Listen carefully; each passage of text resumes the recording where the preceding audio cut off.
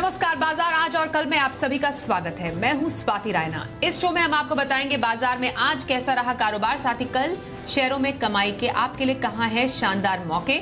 आप भी हमसे पूछ सकते हैं सवाल, व्हाट्सएप करें, नंबर है 9582226666। सोशल मीडिया प्लेटफॉर्म्स पर भी सवाल पूछ सकते हैं, Facebook @ZBusiness online, Twitter @ZBusiness पर अपने सवाल भेजें, #बाजार आज और कल जरूर लिखें।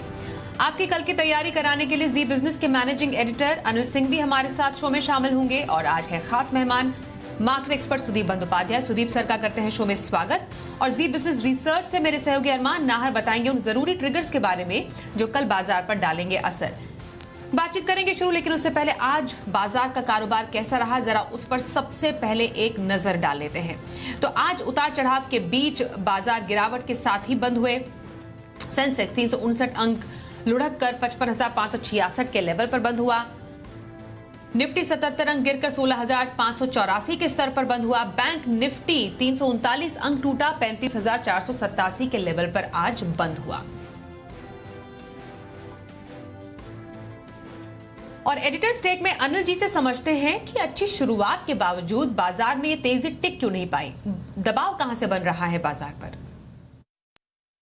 अमेरिकी बाजारों में कल रात था छुट्टी का दिन और उसके बाद भारतीय बाजारों में आज का एक्शन बेहद अहमियत वाला था। वो इसलिए कि कल भारतीय बाजारों ने जबरदस्त एक्शन दिखाया, 16,600 के ऊपर बंद हुए और डाउ फ्यूचर्स के दम पर हमें शुरुआत करनी थी और डाउ फ्यूचर्स में थी एकदम सुस्ती। लेकिन इस बीच हमारे यहाँ एफआईएस की तरफ से खरीदारी के आंकड़े आते दिखे। तकनीकी तौर पर बाजार मजबूत, मतलब देखा जाए तो ज़्यादातर फैक्टर्स मजबूती की तरफ थे, लेकिन उसके बावजूद बाजार मजबूत खुलने के बाद धीमे धीमे नीचे सरकते हुए नजर आए। और उसकी वजह ये थी, एक कच्चा तेल जो $122-123 के आसपास पहुंच गया। दूसरा, एफआईएस की इंडेक्स लॉन्ग पोजीशन बढ़कर थोड़ी ऊपर की तरफ आ गई।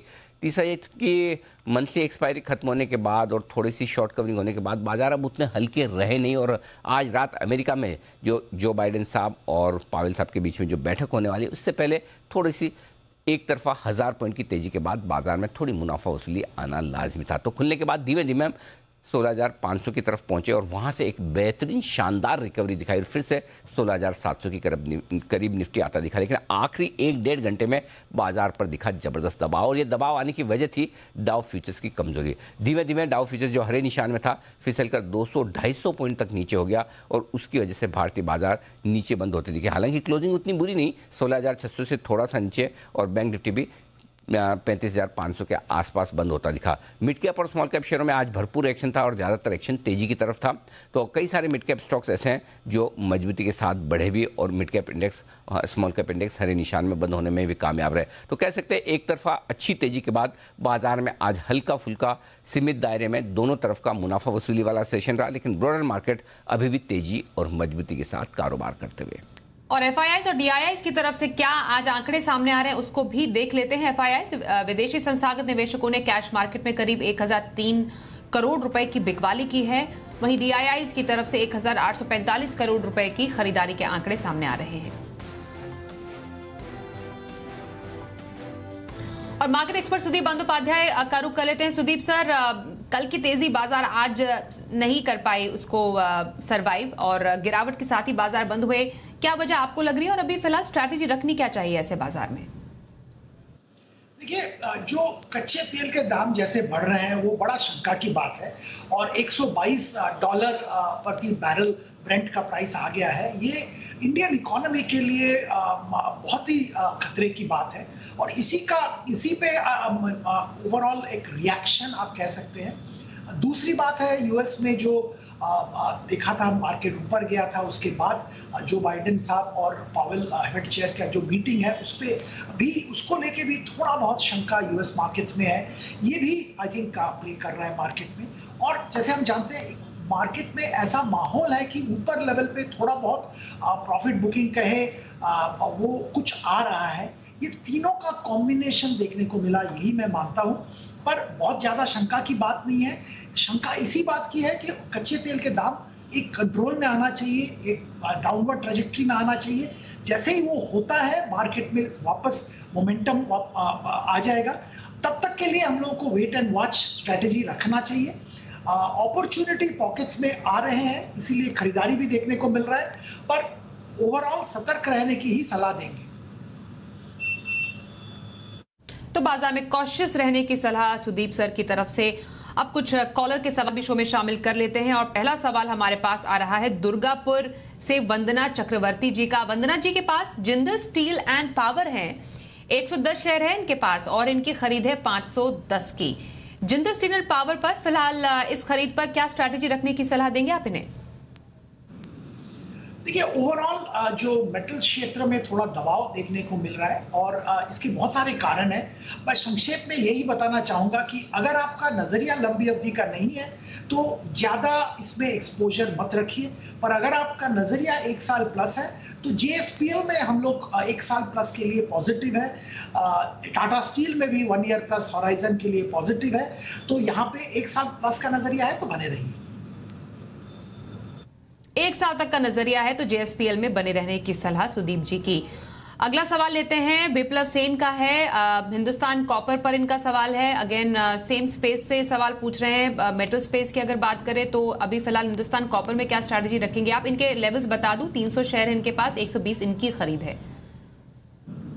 जी, आप जैसे मैंने अभी जिक्र किया, मेटल्स में थोड़ा आपको इंतजार करना पड़ेगा। अच्छा स्टॉक है और जैसे हम जानते हैं कि कॉपर एक बहुत ही इंपॉर्टेंट मेटल है जो बहुत सारे प्रोसेस में, बहुत सारे इंडस्ट्रियल प्रोसेस में इस्तेमाल होता है। तो जैसे ही इकोनॉमी में मोमेंटम वापस आएगा, चाइनीज इकोनॉमी में जैसे मोमेंटम वापस आने की उम्मीद है क्योंकि बड़ा स्टिमुलस के बात हो रहा है चाइना में, जैसे ये सब शुरू होगा तो हम लोग को लगता है कि मेटल क्षेत्र में भी मोमेंटम वापस आएगा। तो अगर आपका नजरिया 1 साल है, निवेशित रहिए। अगर आप उतना वेट नहीं कर सकते हैं, आपका नजरिया शॉर्ट टर्म का था, तो एग्जिट ले सकते हैं। ओके, तो 1 साल के नजरिए के लिए बने रहने की सलाह हिंदुस्तान कॉपर में दे रहे हैं सुदीप बंदोपाध्याय। अगला सवाल राजकोट से आ रहा है। रोहन वोरा सवाल पूछ रहे हैं और इनका शेयर है जोमैटो। 500 शेयर इनके पास है और उनकी खरीद है 110 की। जोमैटो पर राय लेना चाह रहे हैं सुदीप जी। जोमैटो पर अभी क्या करने की अभी इनको सलाह देंगे? जी, ये जो न्यू एज डिजिटल कंपनीज हैं जिनका बिजनेस मॉडल अभी तक स्टेबलाइज नहीं हुआ और जिनके प्रॉफिटेबिलिटी अभी बहुत दूर है, प्रॉफिटेबिलिटी आसपास भी नहीं दिख रहा है, वहां पे तो हम बहुत सतर्क रहने की सलाह देते हैं निवेशक को। हमारी सलाह तो यही होगी कि आप एक अच्छा मार्केट अपॉर्चुनिटी देख के एग्जिट कर लीजिए। यहाँ पे निवेशित रहने का ज़्यादा मतलब आज के दिन में नहीं हो बनता है। मॉडल स्टेबलाइज करने दीजिए, प्रॉफिटेबिलिटी आने दीजिए, फिर निवेश का सोचिए इन काउंटर्स में। ओके, तो जोमैटो से दूर रहने की सलाह अभी फिलहाल सुदीप बंदोपाध्याय जी की राय है आपके लिए। अगले शेयर पर फिर मैं आपसे स्ट्रैटेजी लेना चाहूंगी। पेटीएम का शेयर है इनके पास। जयपुर से मनीष सिंह सवाल पूछ रहे हैं। 40 शेयर इनके पास है पेटीएम के और पेटीएम का जो इनका खरीद है वो है 1210 का और इन्हें भी नुकसान हो रहा है अपने इस स्टॉक पर अभी। तो क्या राय देंगे आप? जी, जैसे मैंने पहले जोमैटो के बारे में जिक्र किया, यहाँ पे भी मैं बहुत फर्मली कहना चाहूँगा कि आपको एग्जिट ले लेना चाहिए क्योंकि पेटीएम का बिजनेस मॉडल अभी तक फाइनल नहीं हुआ है। नए नए बिजनेस की सोच रहे हैं पर स्टेबिलिटी बिजनेस मॉडल में नहीं आया है, स्टेबिलिटी रेवेन्यू में नहीं आया है और प्रॉफिट की तो बात ही नहीं है क्योंकि इन्होंने जो IPO प्रोस्पेक्टस था उसमें भी इन्होंने बोला था कि अभी प्रॉफिटेबिलिटी का सोच भी नहीं रहे हैं। तो ऐसे माहौल में जबकि ग्लोबल मार्केट में वोलेटिलिटी है, global central banks liquidity system से निकाल रहे हैं, तब इन शेयर्स में निवेश करना या निवेशित रहना सही नहीं होगा। आप इससे एग्जिट ले लीजिए। पेटीएम से निकलने की सलाह दे रहे हैं सुदीप बंदोपाध्याय।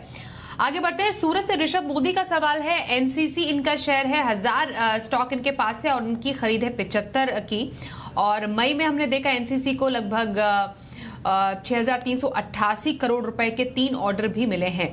फिलहाल NCC पर मैं आपसे राय लेना चाहूंगी क्योंकि फिलहाल इन्हें हो रहा है अपनी खरीद पर नुकसान। क्या राय देंगे? देखिए, NCC में हम लोग पॉजिटिव हैं। कंस्ट्रक्शन ओवरऑल सेक्टर जहाँ पे NCC काम करता है, यहाँ पे एक अच्छा खासा टेलविंड आ रहा है और जैसे हम जानते हैं सरकार की तरफ से बहुत सारे इंफ्रास्ट्रक्चर प्रोजेक्ट्स पे काम चल रहा है।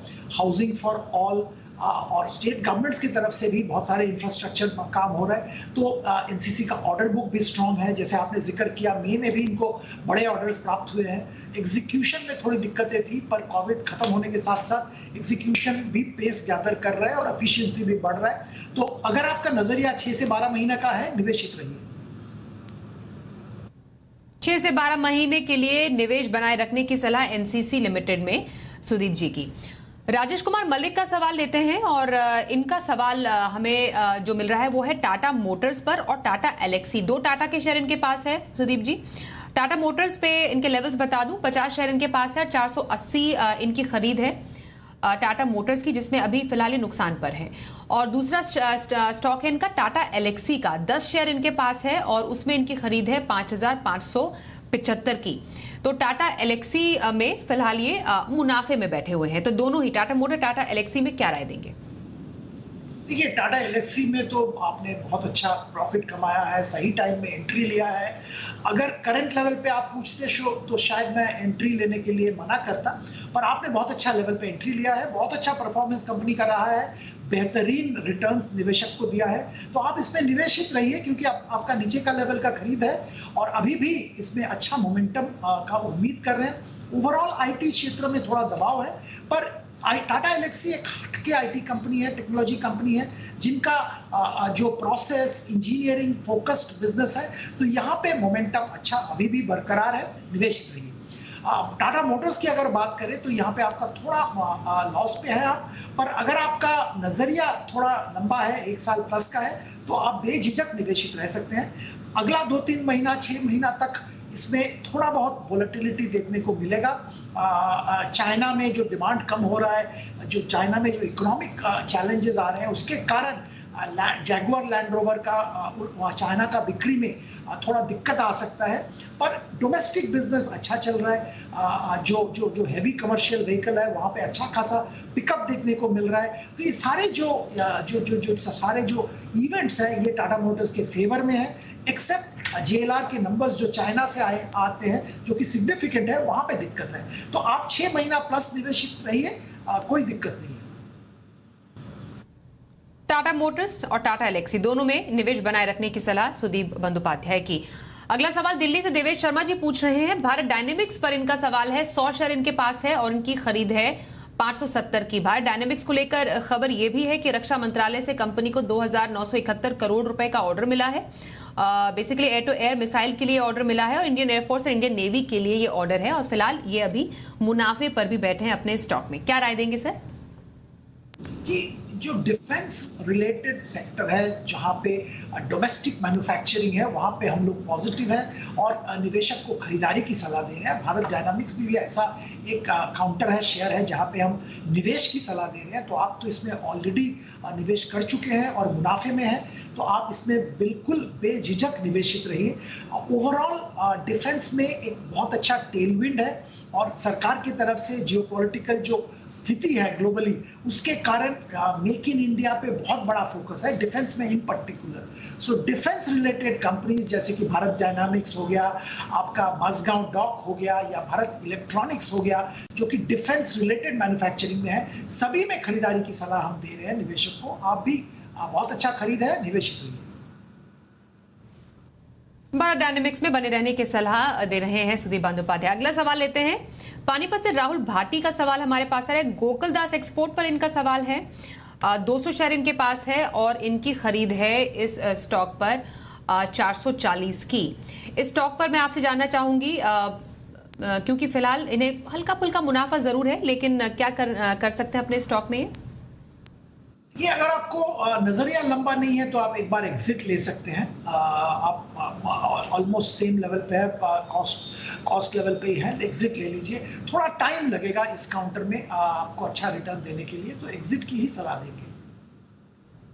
कल बाजार के लिए कौन से इंपॉर्टेंट इवेंट्स होने वाले हैं? हमारे साथ अरमान है। अरमान, अहम ट्रिगर्स बाजार के लिए कल कौन से? देखिए, आपके लिए सबसे पहले एक आईपीओ अपडेट रहेगा कि ई मुद्रा जो आईपीओ है उसकी लिस्टिंग होती हुई दिखेगी। जो कंपनी को सब्सक्रिप्शन मिला था वो लगभग 2.7 टाइम्स का मिला था और जो प्राइस बैंड रखा गया था कंपनी के द्वारा वो 243 से 256 का था। साथ ही नजर रखिएगा यूनिट कैबिनेट की बैठक पर, जिसमें मोटर थर्ड पार्टी इंश्योरेंस के लिए जो प्रीमियम्स है वो लगभग 6 से 23% बढ़ जाएगी। उसी के साथ साथ शुगर कंपनियों पर फोकस रखिएगा, क्योंकि 1 जून से 31 अक्टूबर तक जो शुगर एक्सपोर्ट करना है तो उसके लिए उन्हें पहले मंजूरी लेना पड़ेगी और वो कल से ये सब चालू हो जाएगा। उसी के साथ साथ गोल्ड ज्वेलरी पर ध्यान रखिएगा, जिसमें कल से अब 32 नए डिस्ट्रिक्ट जो हैं जहां पे हॉलमार्क आवश्यक कर दिया गया है। उसी के साथ साथ कुछ एक्स डेट्स हैं जिसमें IIFL वेल्थ है, जिसमें इंटरिम डिविडेंड है 20 रुपए का, और लिंडे इंडिया है जिसमें फाइनल डिविडेंड है 3.5 का और स्पेशल डिविडेंड है 10 का। तो टोटल 13.5 का जो डिविडेंड है उसकी एक्स डेट है। और आइए समझते हैं कल के लिए बाजार पर आपको क्या रखनी चाहिए स्ट्रैटेजी, और बाजार के लिए अहम संकेत बता रहे हैं अनिल जी।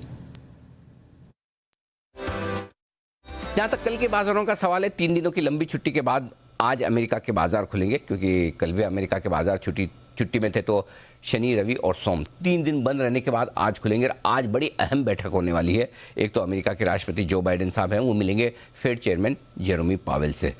महंगाई चिंता की बात है अमेरिका के लिए, और उसको लेकर कितनी गंभीर चिंता जताते हैं या फिर कहते हैं कि आसानी से निपट लेंगे, ये बाजार का मूड तय करेगी अमेरिका में। और उसी के दम पर हम भी कल फिर हमारा ट्रेडिंग सेशन देखेंगे। लेकिन उससे पहले कुछ और ट्रिगर्स हैं जिन पर ध्यान रखना जरूरी है। हमारे बाजारों के बंद होने के वक्त 7 दिनों तक लगातार तेजी दिखाने वाले अमेरिकी बाजारों के फ्यूचर्स 250 पॉइंट लुढ़क गए दाव पर। नैस्डैक फ्यूचर्स भी लाल निशान में थे। तो एक डर तो है, एक तरफा तेजी होने के बाद अमेरिकी बाजार थोड़ा रुक सकते हैं। ये तो हो गई अमेरिका की बात। अब आइए हमारे अपने बाजारों की। पुट कॉल रेशियो थोड़ा हायर साइड पर है, हल्का होना था। देखते हैं आज कितनी पोजीशन हल्की होती है।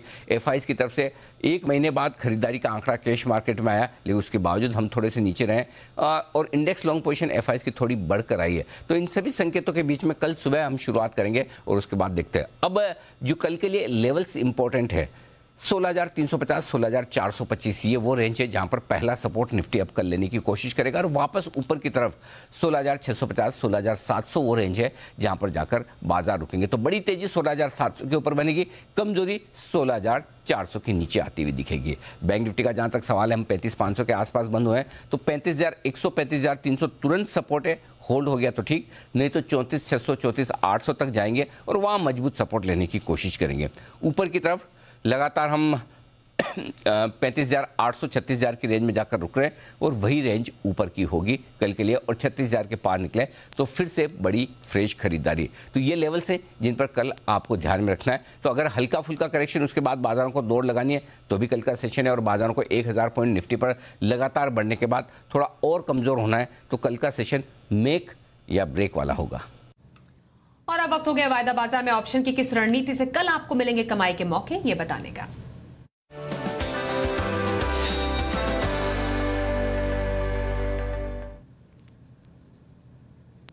कल की स्ट्रैटेजी डिस्कस करने के लिए हमारे साथ एक्सिस सिक्योरिटीज के राजेश पालविया। राजेश जी, स्वागत करते हैं। कल के लिए ऑप्शन के जरिए कहां पर मौके बनेंगे? Good evening Swati ji. तो देखिए, आज मार्केट में हायर साइड से जरूर प्रॉफिट बुकिंग देखने को मिली, लेकिन अगर हम डेटा देखें तो 16,500, 16,400 की स्ट्राइक पे पुट राइटर्स काफी एग्रेसिव है। तो यहाँ पे लगता है कि 16,500 का एक बेस जो बना है इस वीकली एक्सपायरी के लिए वो इंटैक्ट रहेगा। और हमें लगता है कि अगर कोई डिप मिलती है कल के सेशन में टुवर्ड 16,550 के आसपास, तो हम यहाँ पे 16,600 की स्ट्राइक का कॉल ऑप्शन करीब 80 रुपए के आसपास अगर अवेलेबल होता है तो उस रेट पे बाय करने की सलाह देंगे।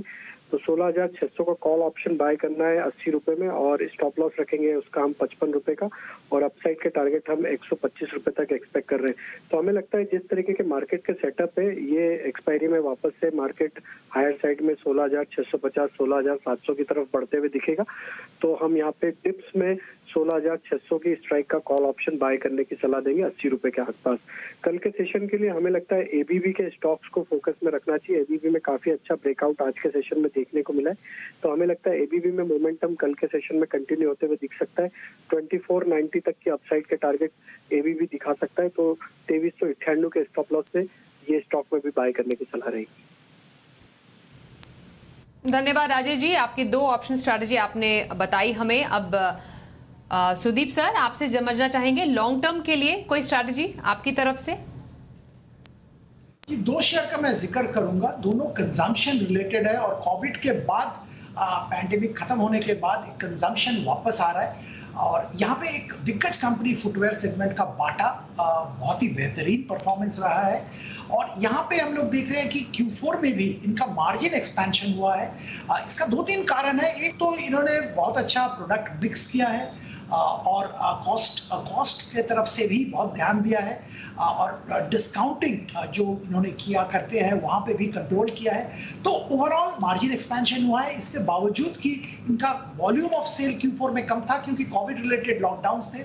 तो बहुत अच्छा मैनेजमेंट का जो नजरिया है कॉस्ट कंट्रोल पे और डिस्काउंटिंग कम करने पे एंड जो रिटेल स्टोर में, क्योंकि रिटेल से इनका 80% रिटेल स्टोर से सेल आता है, तो यहाँ पे हम लोग 2200 रुपए का टारगेट रख के 1 साल के लिए खरीदारी की सलाह दे रहे हैं। और आने वाले दिनों में इनका जो स्नीकर्स पे जो फोकस है उसके चलते इनका स्टोर और मार्जिन दोनों में एक आउटलुक चेंज हो गया है। मार्जिन पे और स्टोर दोनों के बारे में आउटलुक चेंज हुआ है। ये बहुत फायदेमंद आने वाले दिनों में स्थापित होगा। दूसरा कंपनी जिसका हम जिक्र कर रहे हैं, यहाँ पे ये भी अपने क्षेत्र में दिग्गज कंपनी है, Aditya Birla fashion and retail.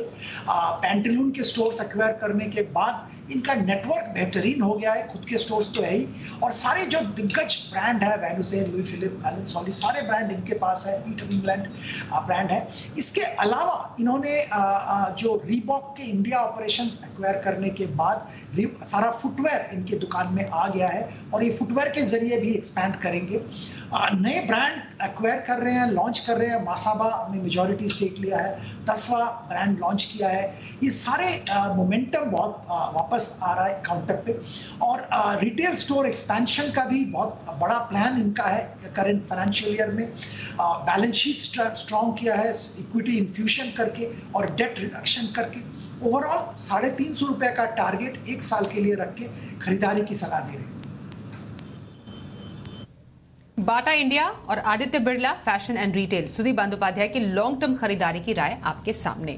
बहुत धन्यवाद सुदीप जी, आप हमारे साथ शो में शामिल हुए। बाजार आज और कल में बस इतना ही। रुकेंगे एक ब्रेक के लिए, बने रहिए हमारे साथ, देखते रहिए जी बिजनेस।